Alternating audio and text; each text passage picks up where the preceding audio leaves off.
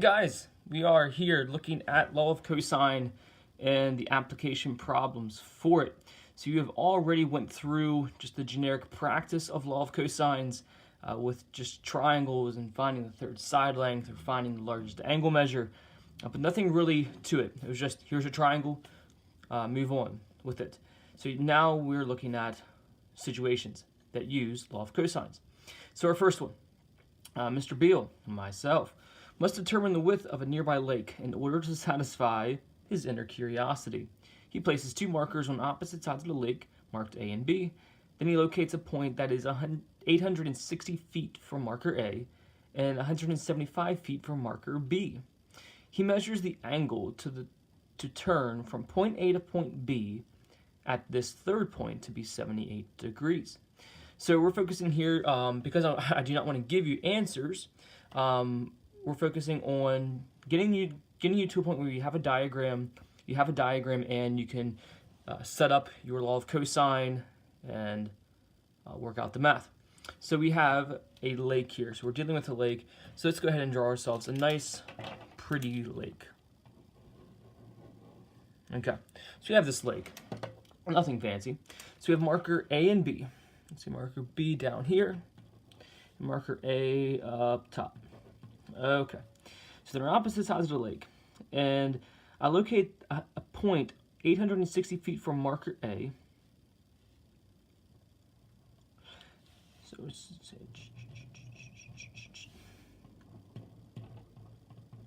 okay, and then 175 feet from marker B. So already I'll lead in here with this. Not drawn to scale. Not drawn to scale. Good?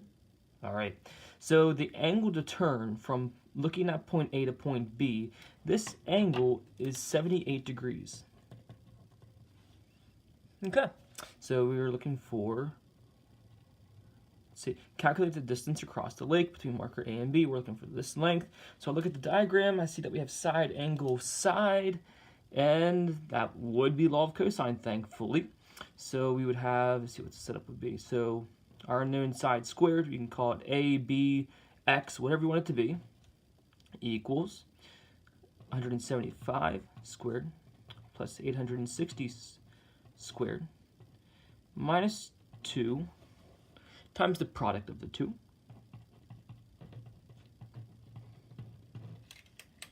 Multiplied by, I'm going to have to put it underneath, multiplied by the cosine of our angle. Okay.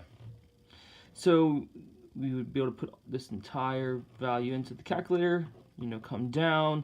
Let's say we have x, we would have x squared equals, there's approximately something, and square rooting gets us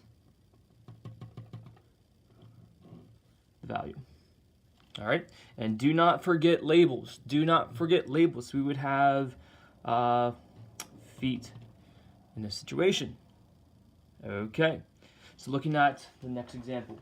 So this, just so you know, when I talk about surveying, bearing, and vector problems, the different styles of scenarios we could have, this is a surveying problem. A problem where I'm on the ground and I'm using points or locations on the ground to mark distances. This is surveying.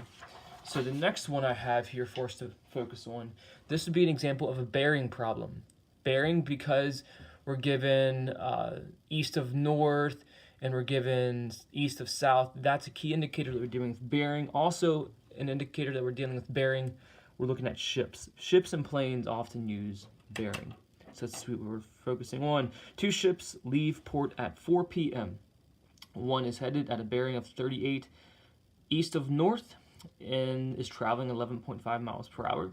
The other is traveling 13 miles per hour at a bearing of 47 degrees east of south. Okay, so first thing that I noticed, it might seem small, but it is very critical. They leave port, one location. So we have these two ships that they're leaving from one location. Okay, so because we're dealing with bearing, I like to put myself a little compass just to help myself out, knowing that we have north, south, east, and west, or west and east. So the first ship is leaving at a bearing of 38 east of north. So east of north 38 degrees. Okay. I'll put the speed on later. And then the other is traveling at 47 east of south.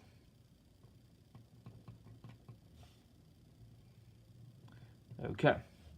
So we have our two bearings. Now in this, our top ship, our first ship, is traveling 11.5 miles per hour, and the ships left at 4 p.m. Refocus. How far apart are they when the dinner is served at 6? So we're looking for how far apart are they. So we'll call this X. At 6, so 2 hours have passed. So 2 hours have passed. 11.5 miles per hour. That would give us 23 miles. And then the second ship is traveling 13 miles per hour. That would give us 26 miles. Okay. So we have our two lengths. So the angles that we are given, we have to recognize are not within the triangle.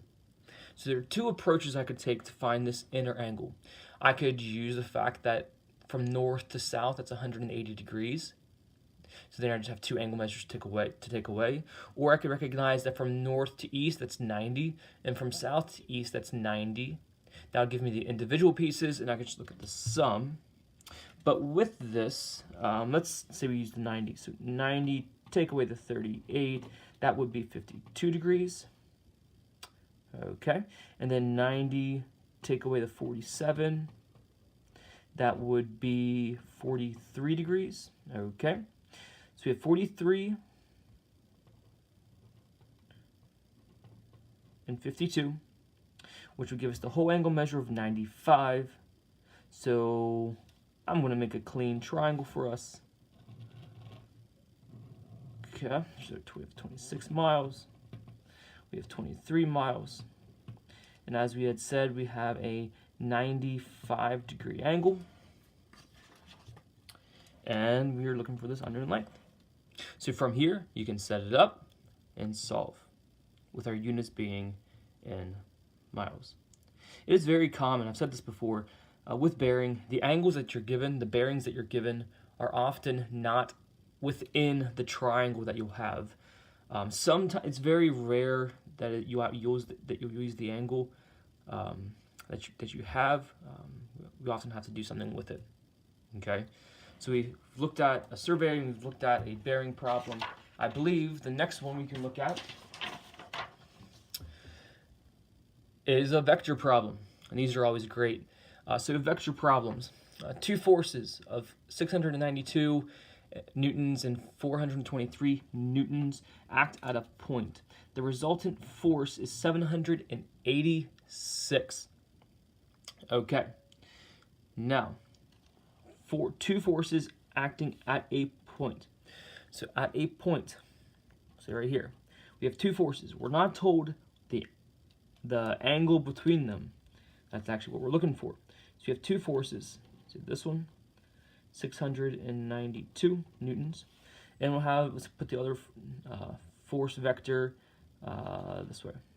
Okay, 423 newtons. We desired to know in the resultant vector, I'm going to use my little parallelogram technique. So parallelogram technique, that was where I imagine that this vector was on this end. Again, the purpose of using this parallelogram technique is so I know where the resultant force is. So then I would shift this bottom vector up. These are imaginary again, guys. So all of that, so I know where my resultant vector goes. All right, so there's my resultant at 786 newtons. Okay. Now, using this parallelogram technique, or some people might call it tip-to-tail technique, this is critical in terms of working further with this problem. Because right now you probably do not see a triangle. You see 3 individual rays. By the way, we desire to know the angle between these two red vectors. Okay? The angle that gives us the resultant. So what we need to do, we need to imagine that this 692, that it's the same length on this side, and that's true because it is a parallelogram when you have these properties there.